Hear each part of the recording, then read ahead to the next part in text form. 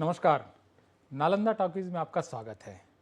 Nalanda talkies में आज हमारे मेहमान हैं अजरबैजान में भारत के राजदूत अभय कुमार जी, जो एक महत्वपूर्ण लेखक हैं, कवि हैं, साहित्यकार हैं और बहुत सारे क्षेत्र में उनकी व्याप्ति है। नमस्कार अभय जी। नमस्कार दिलीप जी, बहुत खुशी हुई मुझे आपके साथ आज नालंदा टॉकीज़ पे बातचीत अभय करने जी, का मौका मिला। आपकी जो पुस्तक है और मैंने उसको पढ़ा, जी नालंदा विश्व चेतना का उद्गम स्थल, जी और वहीं से मेरी एक तरह से क्वेरी हुई कि अभय जी से बात करनी चाहिए नालंदा टॉकीज़ में। और नालंदा आप जानते हैं कि अभी हमारे भारतीय प्रधानमंत्री नरेंद्र मोदी जब गए थे 2024 में, तो उन्होंने एक वाक्य कहा और मुझे लगता है कि वो इस बातचीत का प्रस्थान बिंदु हो सकता है।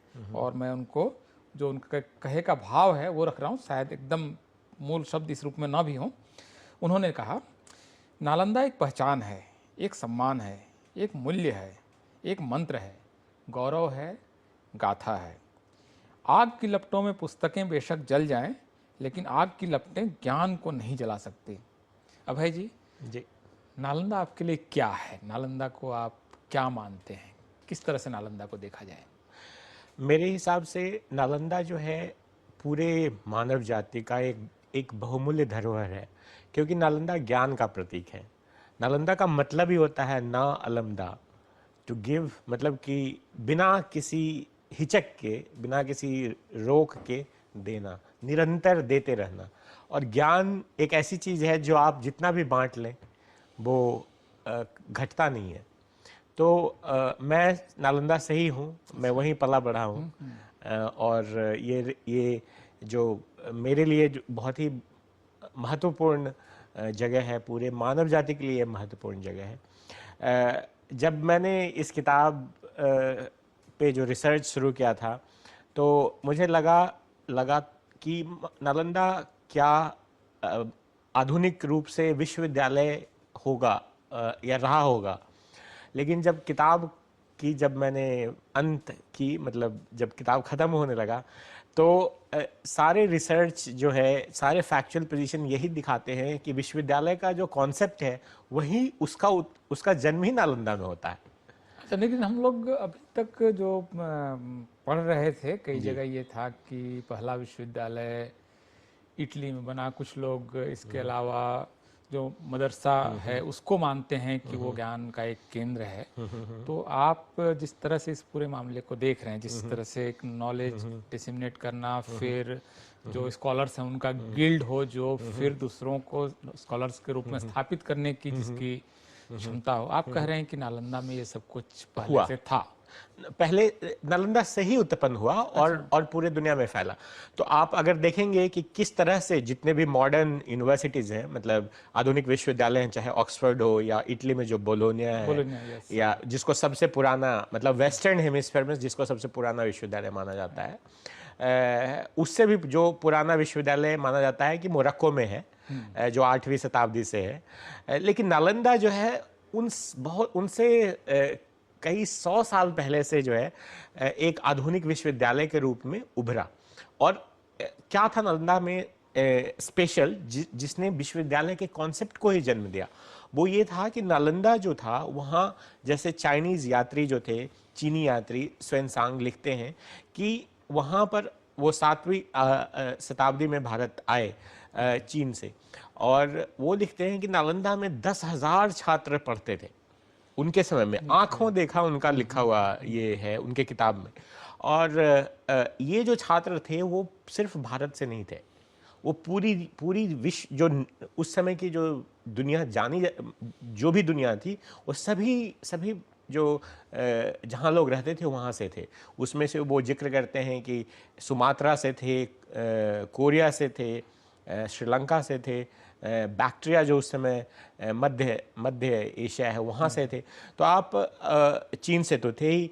और तो एक तरह से नालंदा जो है पूरे विश्व के लिए एक मेल्टिंग पॉट बन गया, मतलब कि जहाँ सभी लोग समागम उनका हुआ।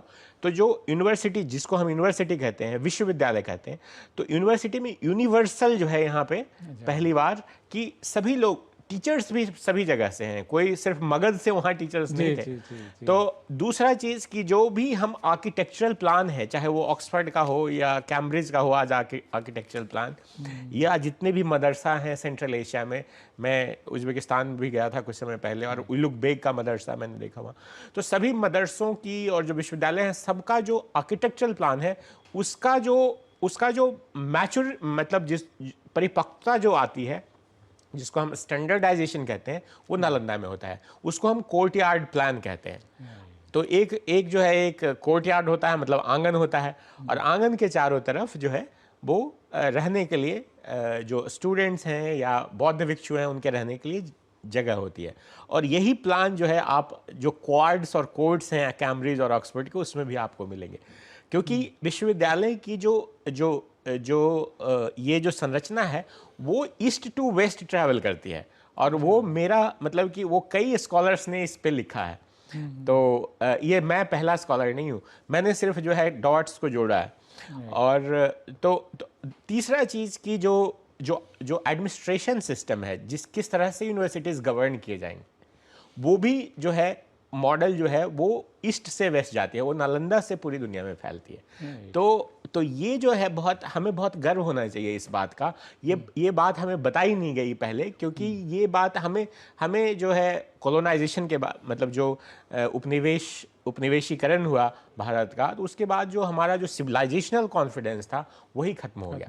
और आज जब हम रिसर्च कर रहे हैं की जगह एक तरह से हिन्नता बोध आया कि हमारे पास तो कुछ नहीं था। हाँ, हमारे पास जितनी भी चीज़ें हैं सारी वेस्ट की दी हुई हैं, चाहे वो प्रजातंत्र हो, चाहे वो विश्वविद्यालय हो, चाहे वो रेल हो, है ना। तो लेकिन ऐसा है नहीं। बल्कि इसी बिंदु पर मैं पूछना चाहूँगा अभय जी कि मेटाफिजिक्स हो या एपिस्टेमोलॉजी हो या नॉलेज क्रिएशन हो, इसमें नालंदा अच्छा खासा फलता फूलता रहा है। जो यात्रियों का आपने विवरण भी दिया उसके हिसाब से 7वीं सदी और 8वीं सदी की शुरुआत तक तो ठीक ठाक अच्छे हेल्थ में था।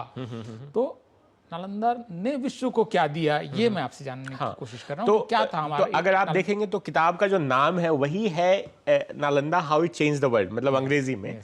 और मैंने इसका फोकस जो है इसलिए इस पे रखा क्योंकि हमें ही नहीं पता है कि नालंदा का महत्व क्या है।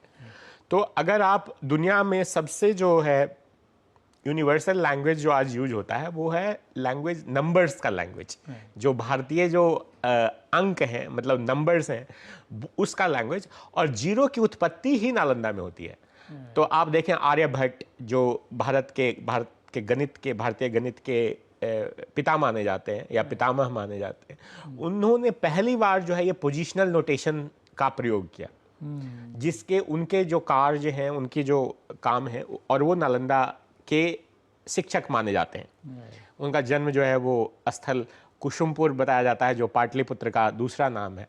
और आर्यभट्ट के ही काम को जो है ब्रह्मगुप्त ने जो है उसको सुधारा, उन्होंने ब्रह्मस्फुट सिद्धांत लिखा। और वही ब्रह्मस्फुट सिद्धांत का अनुवाद जो है Bait al Hikma, the house of wisdom, Baghdad में हुआ, जहां से अलजबरा आता है, जहां से जो है जो ट्रांसलेट करते हैं, अल-ख्वारिज़मी करते हैं तो वो अलगोरिदम बन जाता है। और जो हमारे जो नंबर्स हैं 0 to जो 9 है नंबर्स जो हैं, वो फिर वहाँ से मतलब बगदाद से जो है वो पहुँचते हैं नॉर्थ अफ्रीका। हाँ, वो जाता है अल्जीरिया से फिबियोनाची एक पर्सन है, वो उसको वेनिस ले जाते हैं। और इस तरह से यूरोप में 12वीं शताब्दी तक वो हमारे जो नालंदा की जो सबसे महत्वपूर्ण योगदान है वो जीरो है। उसके बगैर ना गणित है, ना उसके बगैर अकाउंटिंग है, ना उसके बगैर कंप्यूटर है, ना कुछ नहीं। उसके आज जितना जो एआई आर्टिफिशियल इंटेलिजेंस है, it's all based on zero. Binary system नहीं है, कुछ भी नहीं है जीरो के बगैर। और जीरो का जो इजाद है जो वो नालंदा में ही क्यों होता है, क्योंकि शून्यता की फिलॉसफी वो पढ़ाई जाती है, शून्यवाद है। तो वहाँ जो मैथमेटिक्स जो है, वहाँ शून्य मतलब कि जो शून्य की जो मैथमेटिक्स है, गणित है, वो कहीं ना कहीं जो है शून्यता जो बुद्धिस्ट फिलॉसफी है, शून्यता नागार्जुन की जो फिलॉसफी है उससे प्रभावित है। और नागार्जुन जो है नालंदा के फिलोसॉफिकल फाउंडर माने जाते हैं, क्योंकि नागार्जुन के समय से ही, मतलब नागार्जुन जो है 1st सेंचुरी एडी के आसपास से 2nd सेंचुरी एडी में माने जाते हैं कि जीवित थे। और नालंदा में ही उनकी शिक्षा दीक्षा हुई। और वो जो बुद्धिस्ट प्रज्ञा पारमिता सूत्रास हैं वो उसके भी जनक माने जाते हैं। दुनिया का, मैं आपसे एक प्रश्न पूछना चाहूँ कि दुनिया का पहला प्रिंटेड बुक कौन सा है? तो सभी लोग कहते हैं कि बाइबल है, बाइबल, लेकिन ये गलत उत्तर है। दुनिया का जो सबसे पहला जो किताब, जो छपा हुआ किताब है, प्रिंटेड किताब है, उसका नाम है डायमंड सूत्रा। और डायमंड सूत्रा जो है एक हिस्सा है प्रज्ञा पारमिता सूत्रा का। इसका पाली में नाम, उसका जो है ना, उसका जो मुख्य नाम है वो वज्र विच्छेदिका है। प्रज्ञा पारमिता सूत्रा, प्रज्ञा पारमिता वज्र विच्छेदिका। तो वज्र जो है मतलब कि जो वज्र को काट दे, है ना, तो इसलिए उसको डायमंड सूत्रा माना था। और उसको 8वीं शताब्दी में ही जो है चीन में उसको प्रिंट किया गया था। लेकिन वो जो किताब जहां से जो बुक कल्चर शुरू होती है वो नालंदा है। अच्छा, जी। आप अगर ये दूसरा जो सबसे महत्वपूर्ण कॉन्सेप्ट है वो विश्वविद्यालय जो है, मतलब कि जो आज आप कहीं भी पढ़ें, लेकिन वो विश्वविद्यालय का जो कॉन्सेप्ट है वो नालंदा से पूरे दुनिया में फैलता है। आज पूरा विश्व योग करता है ना, लेकिन कौन सा योग करता है? वो हठ योग करता है। और हठ योग की जो सबसे पुरानी जो मैन्युस्क्रिप्ट है वो नालंदा के सिद्धों के द्वारा लिखी गई है। राइट। तो इसमें जैसे जो ज्ञान मीमांसा की पद्धति है, जी जी, वाद संवाद प्रत्युत्तर, और ये जो एक पूरी वो जो मेथड है, इस मेथड के बगैर ज्ञान का कहीं विस्तार हो नहीं सकता था। और तो ये इस ज्ञान पद्धति से बाकी और चीजें भी बहुत सारी और निकली होंगी। बिल्कुल, खगोल विज्ञान होगा, जिसको हम साइंटिफिक टेम्पर कहते हैं, या जो साइंटिफिक रेवोल्यूशन कहते हैं, उसकी शुरुआत ही जो है रिकर्सिव आर्ग्यूमेंट मेथड से होती है। और रिकर्सिव आर्ग्यूमेंट मेथड जो है, जिसको स्कॉलिस्टिक मेथड भी कहते हैं, वो नालंदा का रीढ़ है, बैकबोन है।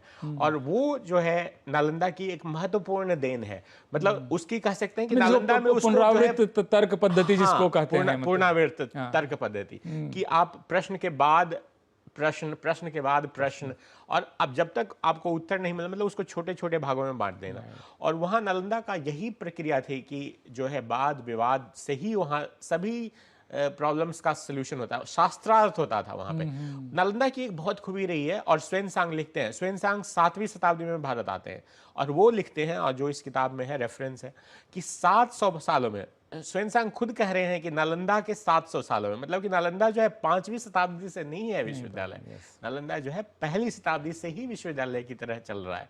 और वो कहते हैं कि पिछले 700 सालों में नालंदा में एक भी इंसिडेंस नहीं हुआ है कि जिसमें जो कॉन्फ्लिक्ट हो, मतलब कि जो मतभेद हो, उसको वायलेंस से, मतलब कि हिंसा से उसको सॉल्व किया जाए। सारे जो हैं, सारे जो वाद विवाद हैं, सारे जो चीज़ें हैं, वो सारे जो मतलब कि दिक्कतें आती हैं, उसको वाद विवाद से ही वहाँ पे सॉल्व किया जाता था। इसलिए नालंदा में एक ट्रेडिशन रहा है कि किसी से भी, और वो नालंदा के विश्वविद्यालय से बनने से पूर्व का ही जो है एक धरोहर चलता रहा है वाद विवाद का।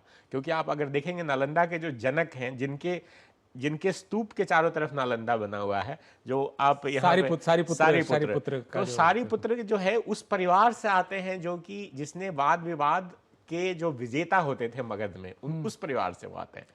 और सारीपुत्र जो है वो बुद्ध के प्रथम शिष्य हुए, और मेल डिसाइपल कह सकते हैं। और सारीपुत्र के ही स्तूप के चारों तरफ जो है नालंदा का विकास हुआ है।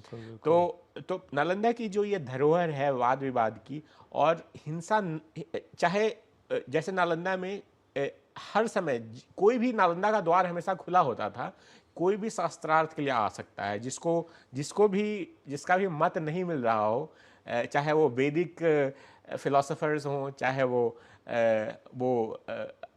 मतलब कि निगंथ, मतलब जिसको जैन कहते हैं, जैन फिलोसोफर्स हों, या किसी भी अन्य आजीवक, और सारी परंपराएं एक साथ, 20-25 परंपराएं मुझे लगता है होंगी वहां पर। बिल्कुल, तो सभी जो है नालंदा आ सकते थे और वहां पे वाद विवाद कर सकते थे। और बुद्धिज्म के अंदर, बुद्धिज्म कोई मोनोलिथ नहीं था, उसमें 18 सेक्ट्स थे, और 18 सेक्ट्स सबकी पढ़ाई नालंदा में होती थी।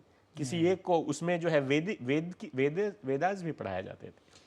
इसमें जो एक मुझे लगता है जानने लायक चीज़ है, जिसको कि हम अपने निजी जीवन में, राष्ट्र के जीवन में भी जिसका इस्तेमाल हो सकता है, ऐसा क्या था नालंदा में कि उन्होंने दुनिया भर के स्कॉलर्स को आमंत्रित किया और उनका स्वागत किया और फिर उनसे भी सीखा और उनको भी कुछ दिया, तो टू वे ट्रैफिक हुआ। बिल्कुल बिल्कुल। ये क्या चीज़ थी जो नालंदा को नालंदा बना रही थी? क्या क्या था जिसको देखकर सारी जगह के लोग आ रहे थे? ये इसकी विशिष्टता क्या थी वहाँ पर? तो नालंदा का खूबी था कि नालंदा जो है पहली बार एक ऐसा संस्था बना जिसका निर्माण ही जो है ज्ञान के सीमाओं को पार करने के लिए किया गया था। तो इसलिए उसका जो कोर्टयार्ड प्लान बनाया गया वो पहली बार था कि जहाँ की रेजिडेंशियल आर्किटेक्चरल था, कि जिसमें जो है सभी लोग एक साथ रह सकें, कोई बाहर नहीं जाता था। एक बार आप नालंदा आ गए तो आप जो है आपको आपकी सारी जरूरतें अंदर ही पूरी हो जा रही है। पूरी हो जाती थी। दूसरा कि नालंदा जो है कि जो लाइब्रेरी थी, जो धर्मागंज था, उसकी 3 बिल्डिंग्स थी, जिसको हम लोग रत्न सागर, रत्न दधी और रत्न रंजक के नाम से जाना जाता था। और एक जो उसमें था, जो रत्न सागर था, वो 9 मंजिला ऊंचा था। और स्वान जब शांगान से, जो उस समय चीन की राजधानी थी, वो इसलिए नालंदा आए थे क्योंकि उनको सिर्फ एक सूत्र की ऑथेंटिक कॉपी चाहिए थी, और उस सूत्र का नाम था योगाचारा भूमि सूत्र। और तो नालंदा के पास जो है मतलब कि किताबों की भंडार थी, उसमें हर आपको कोई भी जो चीज़ है वो आपको मिल सकती थी। नालंदा का बहुत नाम था, है ना। वो देखिए उस जमाने में जब कोई इंटरनेट ना था, ना फोन था, वहाँ शांगान में, मतलब कितनी दूर है नालंदा से शांगान, वहाँ लोगों को पता था कि नालंदा ही एक रत्न है जो कि जहाँ सब कुछ मिल सकता है। बल्कि इत्सिन तो समुद्री मार्ग से आते हैं, मतलब वो स्वान के बाद 40 साल बाद। जी जी। तो वो मतलब इंडोनेशिया के आसपास से होते हुए यात्रा करते हुए में संस्कृत सीखते हैं वो, क्योंकि नालंदा की जो पढ़ाई होती थी वो संस्कृत में होती थी। वो इसलिए होती थी क्योंकि संस्कृत सबको जोड़ता था, क्योंकि नागार्जुन जो साउथ इंडिया से थे, वो मगध से नहीं थे, तो वो पाली नहीं यूज करके संस्कृत, कॉमन लैंग्वेज संस्कृत होने और उनके जो मुख्य शिष्य थे वो श्रीलंका से थे। एक चीज जो अब मुझे लगता है कि ज्यादा महत्वपूर्ण है और जिस पर बात होनी चाहिए और शायद थोड़ी कम बातचीत हुई है, कि नालंदा का गौरवशाली अतीत जो है ये लगभग अब स्वयं सिद्ध है कि उस समय भारत जो एक पिनाकल, एक चोटी पर था नॉलेज के, एक सारे नॉलेज के क्षेत्र में, उस चिकित्सा शास्त्र हो, खगोल विज्ञान हो, या ज्ञान मीमांसा का क्षेत्र हो, मेटाफिजिक्स हो, या गणित हो, या तमाम क्षेत्रों में उस समय हमारी स्थिति दुनिया में श्रेष्ठ थी और दुनिया हमसे सीखने के लिए आ रही थी। वहां से फिर हमारा एक पतन होता है और उसके बाद हम एक दूसरी जर्नी पे चल रहे हैं कि फिर से हम विकास की तरफ जा रहे हैं। और फिर से नालंदा में एक यूनिवर्सिटी जो बनाई गई है, वैश्विक यूनिवर्सिटी, जिसमें कि दुनिया भर के छात्र फिर से आए, इसकी परिकल्पना है, आ भी रहे हैं। तो नालंदा हमें अतीत का गौरव तो देता है, क्या ये हमें भविष्य का कोई मार्ग भी दे रहा है? बिल्कुल।